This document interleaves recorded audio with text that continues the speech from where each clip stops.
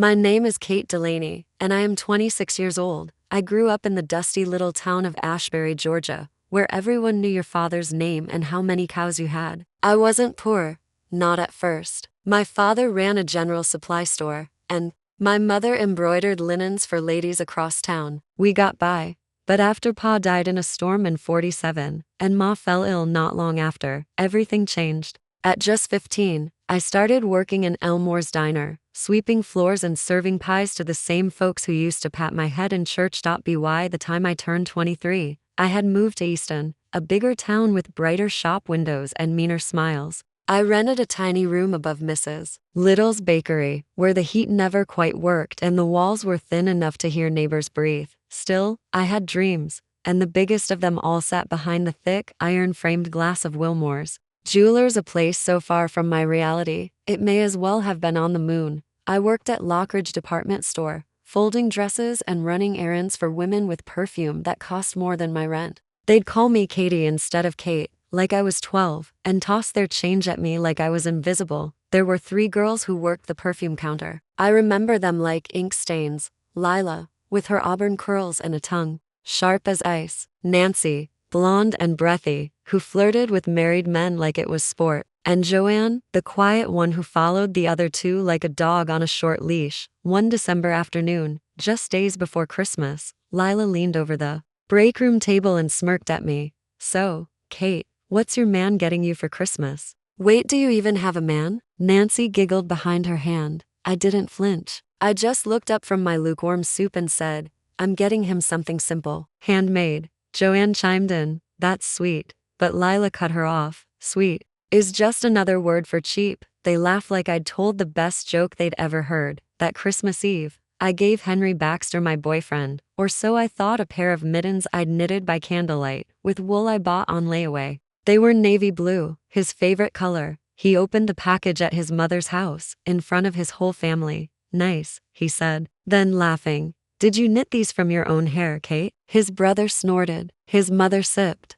her cider without looking up. I smiled. My cheeks burned, but I smiled, because that's what you do when you realize you're not wanted, not respected, just tolerated. 2 days later, Henry showed up with Lila in his truck. "I think we should see other people," he mumbled. "You and I, different worlds." Lila grinned from the passenger seat, her earrings glinting in the sun. They were from Wilmore's. I recognized them.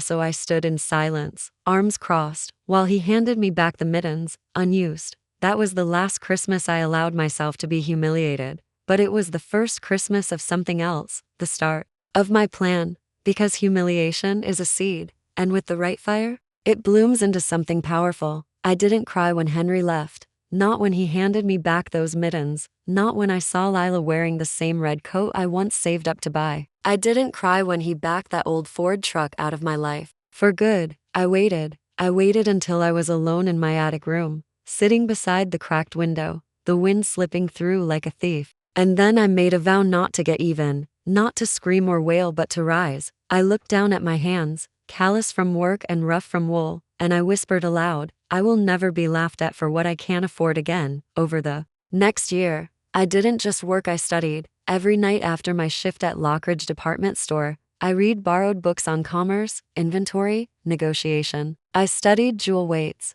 clarity charts, markups. I memorized the names of diamond cuts like they were hymns: princess, emerald, cushion, marquise. The real trick was understanding people. Lila, Nancy, and girls like them didn't just want diamonds. They wanted what diamonds gave them: status, envy, control. So I learned not just how to sell beauty, but how to sell power. I took a second job with Mr. Whitcomb, a quiet old man who ran a dusty consignment shop near the train station. His eyesight was going, but his brain was sharp. He let me catalog everything, and I learned how to appraise gold, inspect pearls, and spot a fake sapphire from across the room. "You've got a head for it," he told me one night, handing me a ledger. "And you've got something they don't." "What's that?" I asked. "Patience." By the following Christmas, Lila had gotten engaged. Nancy was dating a lawyer. Henry and Lila posted a photo in front of a Christmas tree, her hand raised, flashing a thin engagement ring. I saw it taped to the department store bulletin board. Some of the girls cooed. I just folded clothes and smiled. The next day, Joanne found me after work. Her voice trembled. Lila told everyone you tried to copy her dress, she whispered. She's saying you're obsessed with her. I laughed. Let them talk, because in my pocket that day, I held a check 3,000, earned and saved down to the penny. Enough to buy a quarter share in Whitcomb's little shop. I handed it to him that night. You'll own it someday, he said softly, as he signed the papers. I already did, in my mind. The following spring, Mr. Whitcomb passed out, no children, no heirs. He left the store to me. The lawyer who read his will asked, "You're only 27. What are you going to do with a dying shop in a dying town?" I didn't answer him with words. I answered with action. I renamed the store Delaney & Co. Jewelers. Not much at first, just a new sign, cleaned windows, and a repaired showcase. I put my whole savings into a single piece, a deep green emerald ring in rose gold. I placed it center stage, right under the lamp, where the light could kiss its edges. People started coming, not for the ring but for how I treated them. I learned every name, every anniversary, every birthstone. I gave free appraisals to war widows and wrapped tiny heart pendants in silk for girls buying their first gift with babysitting money. And slowly, Delaney & Co. became a name people whispered about even in Easton. Then came the fire, not a real one, but it felt just as hot. Lila walked into my store one summer afternoon, her mother by her side. She didn't recognize me at first.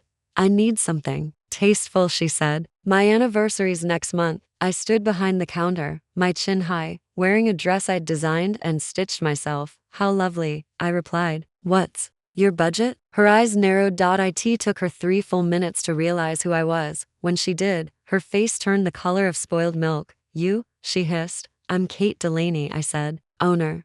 She didn't buy anything that day, but I didn't need her to, because I had already won.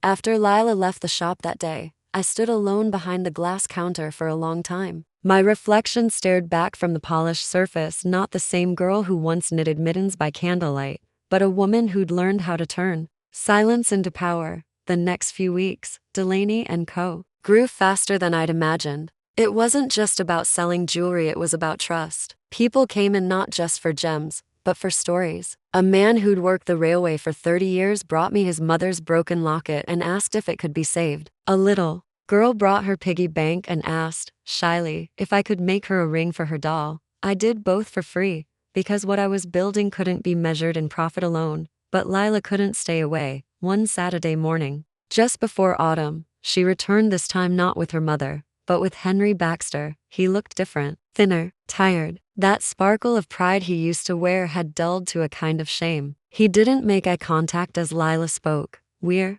planning our wedding," she said. "We've decided to do things right, local, traditional. He wants to buy the ring from here." I folded my hands. Then he should speak for himself. Henry finally looked up. His voice was a whisper. "I made mistakes, Kate." "No," I replied, calm as a lake. "You made choices. Don't insult me by pretending you didn't know what you were doing." Lila scoffed. "You act like you're some queen now. You're just lucky Whitcomb died." I leaned in. "I didn't get here because of luck," I said. "I got here because I was willing to start at the bottom while you were too busy climbing." Over people. They didn't buy a ring that day either. That winter, my accountant told me the shop had reached an astonishing milestone. $1.2 million in net value. I didn't celebrate, not with champagne or music. I celebrated by walking down to Wilmore's Jewelers. Yes, that Wilmore's, the same grand, cold place I once stared at through frosted glass with empty pockets. The owner, Mr. Calvin Wilmore, was seated behind a velvet desk, silver-haired and stiff-backed.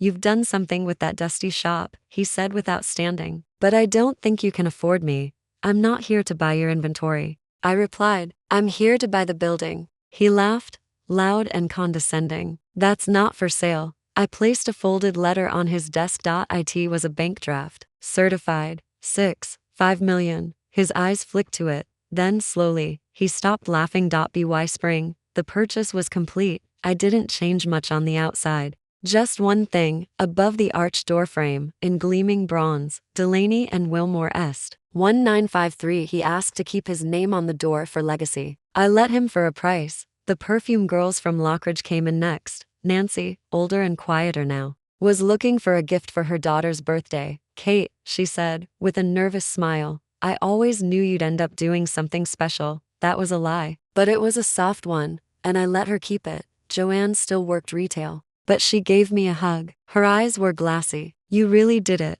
she whispered. Lila? She never came back, but I heard through the church grapevine that Henry called off the wedding 6 weeks before the date. Apparently, she'd spent all her savings on a ring that wasn't real, and apparently, it broke her. I didn't laugh when I heard it, because that's the thing about revenge done right. It doesn't come with gloating or screaming or drama. It comes with peace, with rising above the people who pushed you down. That Christmas, I decorated the shop myself, gold garlands, silver bells, and an emerald tree standing right in the center window. I hosted an event, gifts from the heart, free pieces for widows, single mothers, and veterans. The line stretched around the block, and as I handed each person a small velvet box, I felt something blooming inside me that no diamond could ever replicate. Pride, not the kind built on status, but the kind built on perseverance. I remember it vividly. Christmas Eve, 1954. Snow powdered the sidewalks like sifted sugar, and lanterns flickered along Easton's main street. Inside my store, a quiet hush settled over the velvet displays and gilded cases. We had closed early that day, giving the staff time to be home with their families. But I stayed behind. There was something about the solitude of Christmas, the way it whispered memories, both sweet and bitter. I sat behind the counter, watching the snow fall through the arched windows. In my hand, I held a letter. It had no return address, but I knew the handwriting. Henry.it read, Kate, I'm not writing to ask for anything. Not forgiveness, not sympathy, but I need you to know something I never said before. When I laughed at your gift, I wasn't mocking you. I was mocking myself, because I knew then I didn't deserve your kind of love. The kind that gives, even when it has little to give. Lila and I, we were a mistake. I wore like a badge. Pride, ego, foolishness, you name it. I'm paying the price now. You didn't just win, Kate. You became everything we used to dream about on that bridge by Sycamore Creek. I still remember you saying, I'll own a store like Wilmore's one day. I laughed. I'm not laughing now. Merry Christmas, Henry. Folded the letter and placed it in a small oak box where I kept the relics of who I once was. Not out of longing, but as a reminder, because some victories don't need fireworks. Sometimes, it's enough to know they finally saw you. That evening, I walked through town alone, my boots crunching through fresh snow. Every window I passed held memories, places where I was once invisible, or worse, ridiculed, but not anymore. People nodded as I walked by. Evelyn, Miss Delaney, Merry Christmas, Kate. I passed Lockridge department store. Its windows were full of plastic trees and bright boughs, but the warmth was hollow. The girls I once worked with had been replaced by new faces, younger, thinner, louder. I caught a reflection of myself in the glass, poised, steady, entirely changed. Back at the shop, I unlocked the front door one last time that night. I moved quietly through the dark, checking each display. When I reached the center case, I stopped. Inside was the crown of my collection, a $20 million Colombian emerald necklace, set in rose gold, surrounded by 50 round diamonds. I'd spent years acquiring it piece by piece, auction by auction, and tomorrow, it would go on display. A piece like that didn't just change the reputation of a store. It changed legacy. I lit a single candle and stood there in the silence, the green stone glowing like a second heart. The next morning, Christmas Day, the doorbell rang. To my surprise, it was Joanne. Her cheeks were red from the cold, her hands clasping a small wrapped box. I know you're not one for visitors, she said softly, but I saw this and thought of you. She handed me the box and turned to go, but I stopped her. You were always kind to me, I said. When they weren't, her eyes glistened. That's because you were always more than they saw. I opened the box after she left. Inside was a small, delicate pin. A rose, carved from mother of pearl, set on an old brass clasp. Simple, honest, handmade. And for a moment, I was back in that attic room, holding blue mittens, dreaming of being more than enough. The past had changed me, but it hadn't hardened me. That night, I made a decision. Delaney & Co. would open a scholarship, the Kate Fund, for girls in Ashbury and Easton who had nothing but grit and fire, who worked double shifts and sewed their own dreams together one stitch at a time. Because revenge, when done right, isn't just about who you prove wrong, it's about who you lift next. And from that moment on, every Christmas wasn't just mine to survive. It was mine to share. Spring melted Easton's snow into gentle puddles, and the air smelled like wet pine and fresh start. The store bloomed with business. Couples came in hand, widowers seeking gifts for granddaughters, soldiers returning with trembling fingers and hearts full of hope. The emerald necklace now rested behind bulletproof glass. Reporters from Savannah, even Atlanta, came to photograph it. They called me the Jewel Queen of Easton. I never corrected them, but titles didn't mean anything, not really, not compared to what came next. One morning in early April, I received a letter from a man named Samuel Hargrove, a real estate developer from Charleston. He offered me $8 million for the shop, not the inventory, not the brand, just the building. He wrote, "Your corner has become the most coveted spot on Easton's Main Street. We intend to develop a commercial plaza and would like to build around your shop if you're willing to sell." I folded the letter slowly and placed it aside. A week later, he showed up in person, tall, polished shoes, polished teeth. The kind of man who had never been laughed at in a break room. "I admire what you've built, Miss Delaney," he said, "and I'd like to make you very wealthy." "I already am," I replied. He blinked. "I mean it. I have money, but more than that, I have memory. Every brick of this building has a name behind it." He leaned forward. "Think bigger." I stood up. "Mr. Hargrove, when you walked in, you saw a jewelry shop. I see something else." He tilted his head. "I see the girl I used to be," I said, and I made her a promise. No one would ever shut her down again. I didn't sell. Instead, I expanded. I purchased the space beside mine and old Taylor's shop and knocked down the shared wall. The workers tried to be careful with the original beams, but the dust in the air still made my throat catch. Not from allergies, from ghosts. That summer, I hired 3 new apprentices, all girls. The youngest was just 16, with chipped fingernails and a shy smile. She told me on her first day, "Everyone said I'd be lucky to get a cashier job. They said I don't look the part." I took her hand gently and said, "Sweetheart, you are the part. They just haven't learned how to see it yet." Business kept growing, and with it, my reach. I was invited to speak at the Savannah Women's Guild, to share my journey. But I didn't give them the fairy tale. I gave them the truth. I told them about wool mittens and a boy who laughed, about being broke on Christmas, about not getting bitter, but building better. When I finished, the room was silent. Then one woman, elderly, in pearls and pressed linen, stood and began to clap. The rest followed. And then, one humid August afternoon, I got a visitor I hadn't seen in years. Lila. No ring. No husband. She stood in the doorway wearing last season's shoes and eyes rimmed in sleeplessness. "Kate," she said, voice low, "I came to apologize. I didn't say anything. I was cruel. Not just to you. To everyone who didn't fit into the picture I thought I had to be in. I lost everything chasing that image." I offered her a chair. She didn't sit. "I'm working part-time at a diner now," she said, smiling bitterly. "Funny, huh? Circle of life." She held out a small velvet pouch. "I found this," she said. "It's the ring Henry bought me. It's fake."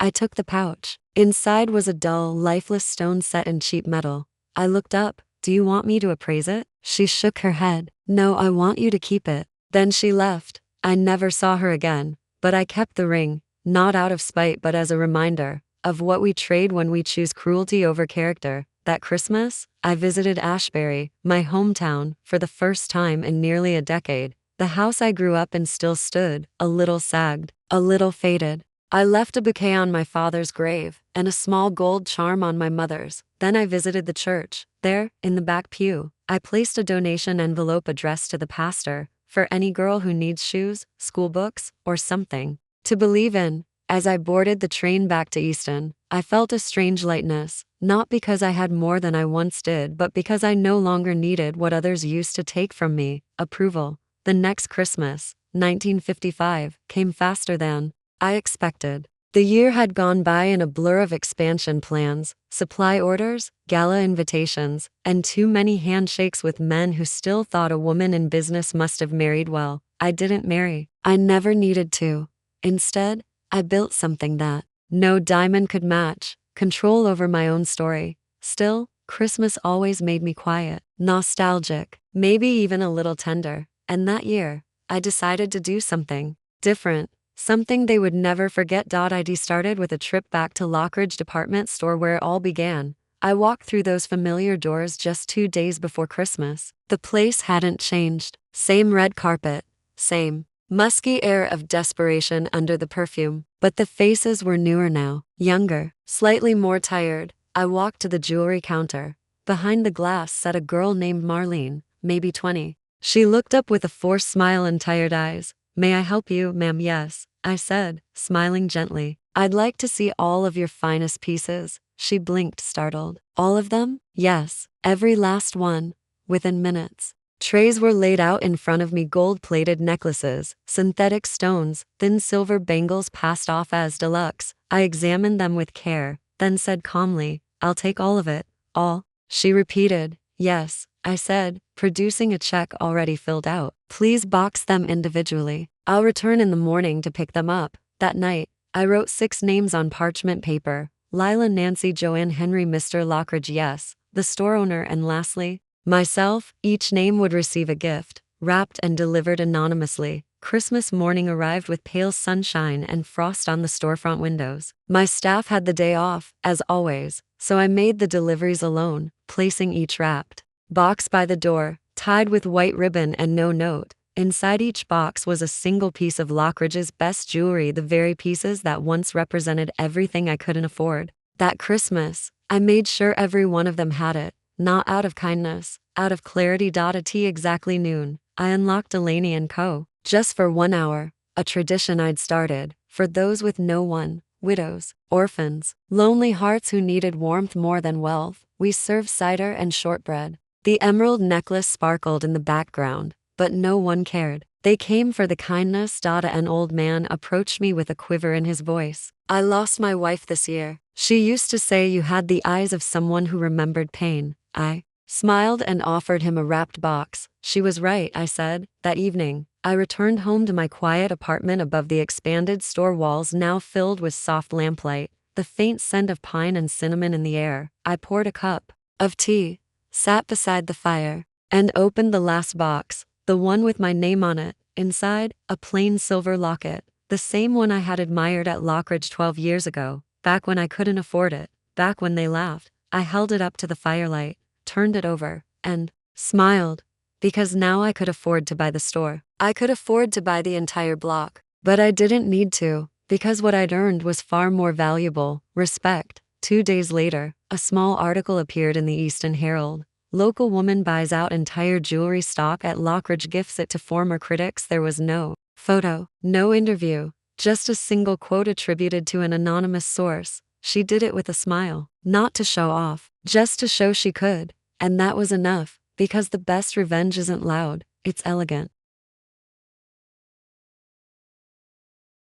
The winter after the Lockridge story ran in the paper, something curious began to happen. I started getting letters, not from reporters, not from former classmates, from women, dozens of them. Some handwritten, others typed on old ribbon machines. They came from all over: Delaware, Mississippi, even a tiny town called Redwater, Texas. "I heard what you did. I work at a laundry and sleep in a rented room, but I dream like you did. Is there space for someone like me?" They said I'd never run a business because I didn't have a husband. "You proved otherwise. Thank you. You don't know me, but you made me believe again." They poured in like warm rain. I read every single one, and I answered each one too, because I remembered what it felt like to be invisible, to be dismissed with a smirk, to be laughed at for dreaming. That spring, I opened a second location, Delaney & Co., Savannah. It was smaller, humbler, nestled between a dressmaker's and a bookshop. But it had something no other jewelry store did: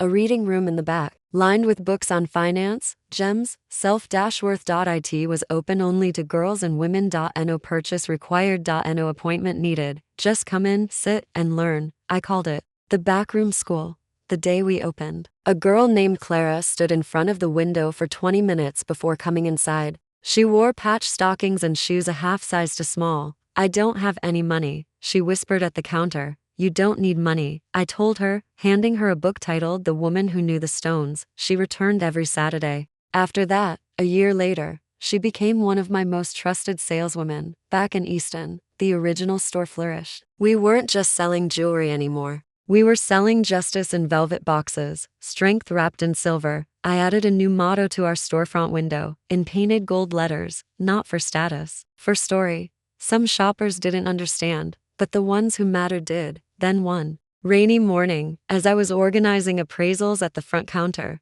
the door opened with the chime of the bell. It was Nancy, the old perfume girl from Lockridge, but she looked nothing like the polished, giggling girl I once knew. Her eyes were tired, her coat too thin for the weather, and in her arms she held a bundle, a baby girl. I didn't know where else to go, she said, her voice barely a thread. My husband's gone. I have no job. I thought maybe you might have something, not money. She wanted hope. I took her hand and guided her to the back. Nancy began working part-time, sweeping, polishing glass, organizing ribbon. She wasn't proud at first. Shame clung to her like rain, but I reminded her, we've all worn shame. The trick is not letting it fit. In time, she smiled again. Her daughter, Rosie, became our shop's joy, toddling between displays, giggling at her reflection in the mirrors. One day, Nancy stood beside me as we tied bows for the Christmas showcase. I judged you once, she said quietly. I laughed when I should have learned. I paused, then said, and I once knitted mittens for a man who didn't deserve them. We both laughed, a laugh with no bitterness left. That December, I threw my first official Christmas gala at the Easton store. No one was turned away. Former rivals, new friends, strangers. They walked beneath chandeliers strung with mistletoe and crystal, sipping cider and dancing to a string quartet. Outside, carriages waited. Inside, warmth bloomed like candlelight. Lila never came. Henry never wrote again. And that was okay. Some ghosts are better left behind glass, like fragile ornaments from a tree no one trims anymore. Near the end of the night, little Rosie tugged my skirt. Miss Kate, she said, did you ever get what you wanted for Christmas? I crouched to her level, smoothing a curl from her forehead. Yes, I said, but not in a box. I got it in moments. Like this one. She beamed. As the crowd left and the last candle dimmed, I stood in the center of the store, surrounded by music, memory, and gold. I had been the girl with empty hands. Now, I was the woman with full hauls, but more than that, I was free. The new year brought with it another letter, but this one didn't arrive quietly. It was delivered in person by a sharply dressed lawyer from New York City, carrying a leather briefcase and a face full of importance. He introduced himself as Mr. Calvin Price, representative of a recently deceased client. The client? Mr. Everett Lockridge. Yes, that Lockridge, the former owner of the department store where I folded sweaters and mopped perfume spills, where Lila once sneered at my poor girl mittens, the man who wouldn't even look at me the day I quit. I don't understand, I said, reading the papers. Why would he mention me in a will? Mr. Price smiled faintly. Apparently, your name stuck with him. Inside the sealed envelope was a letter in Everett's shaky handwriting. Miss Delaney, when I first hired you, I thought you were too soft-spoken, too fragile for retail. You proved me wrong. Then I thought your ambition was too loud for your station. You proved me wrong again. I watched your rise with quiet pride. I couldn't say it then, but I envied what you built because you built it without stepping on anyone. I don't leave this to you out of guilt, but out of recognition. Take it. Do what I never could. Attached was the deed to the entire Lockridge building, not just the jewelry floor, the whole store. 5 stories, dozens of departments. A legacy I once couldn't even afford to walk through. I stared at the papers for a long time. Then I did something no one saw coming. I didn't keep it. I converted it. Over the next 6 months, the old Lockridge building transformed room by room, window by window into something new. Not another store. Not a monument, but a women's business institute. A place where young women could learn how to manage finances, run operations, craft trades, and most importantly believe in their ideas. I named it the Delaney Institute for Girls Who Dare. Some scoffed at the name, called it silly, but every letter that crossed my desk from girls in dusty towns and soot-covered cities told me otherwise. I want to dare. The opening gala was held in the old perfume section. Nancy gave a speech that made people cry. Clara read aloud the names of every scholarship recipient.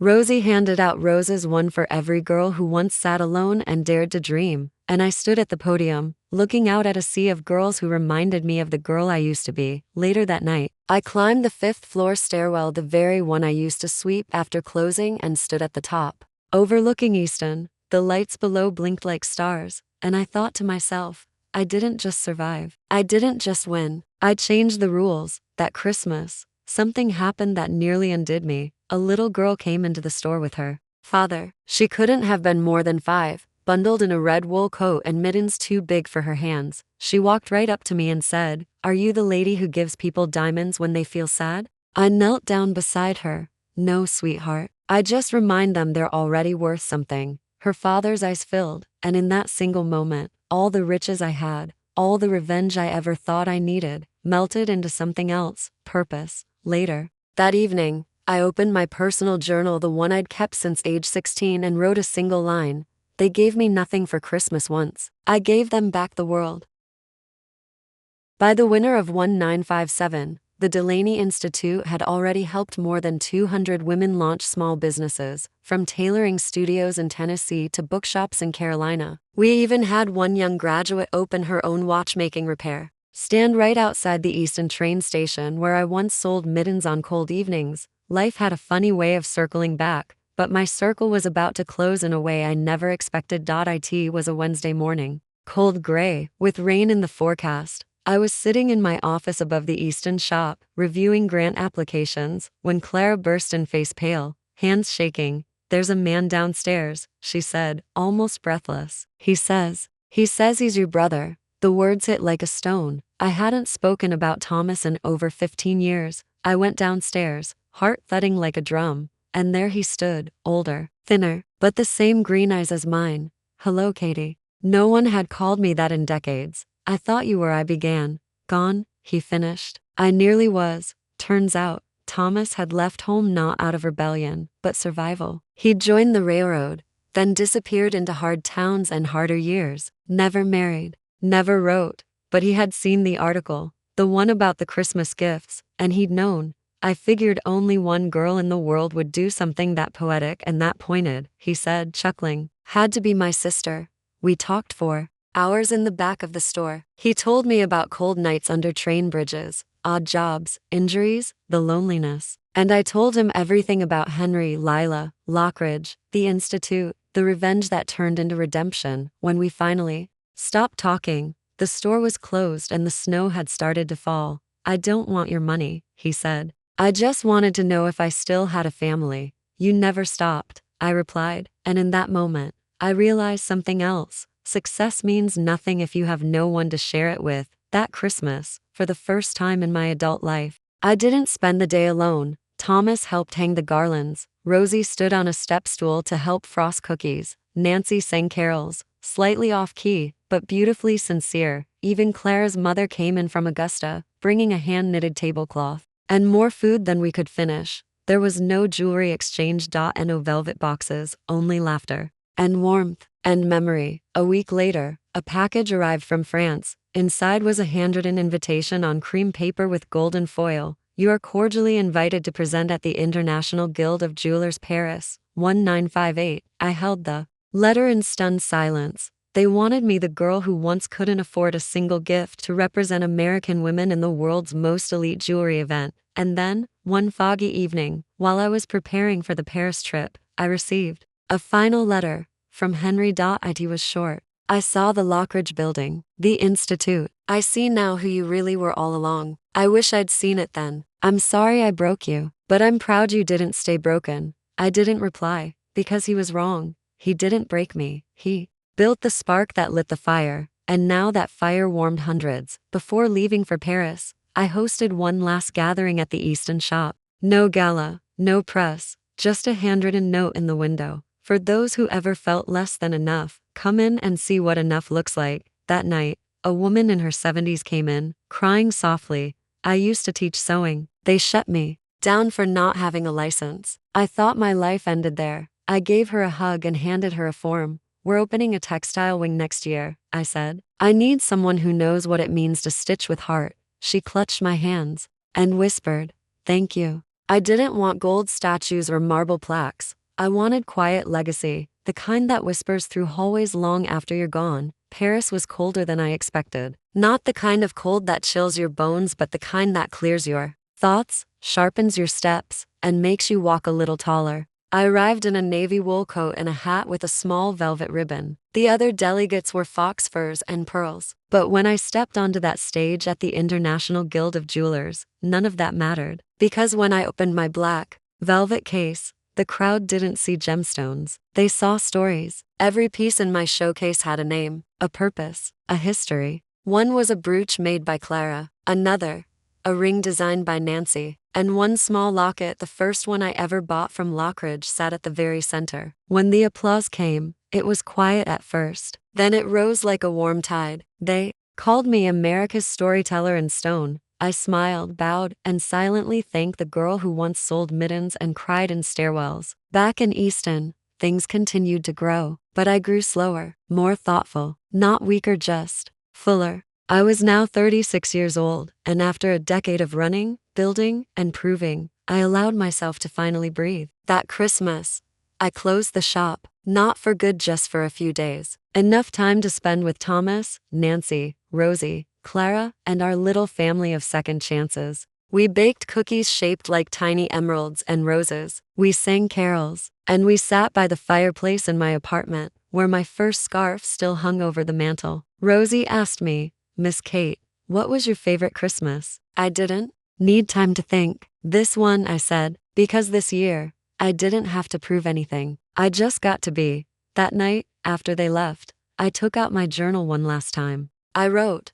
"They laughed when I couldn't afford a Christmas gift. This year, I bought the store they once dreamed of shopping in." But that's not the win. The win is that I don't need to laugh back. The win is peace. Years later, I would retire quietly. I handed the Easton store to Clara. The institute was placed under a board of women I had mentored, and my final piece of jewelry, an unfinished pendant, was auctioned to fund scholarships for girls across the country. When I passed, I didn't leave behind children. I left behind thousands of daughters of spirit, girls who now dared, girls who now built, girls who now walked into stores and never again had to wonder if they were enough. And somewhere on a quiet shelf in a second-hand shop in Easton sits a small pair of blue wool mittens, carefully preserved in a glass case. A tag reads, "For the girl who gave everything before she had anything." And now, 3 questions for you, dear listener. Have you ever been underestimated and used it to build your strength? What would you say to the person who once laughed at your dream? Are you holding on to your pain or turning it into purpose? Subscribe to more revenge stories. Share, like, comment.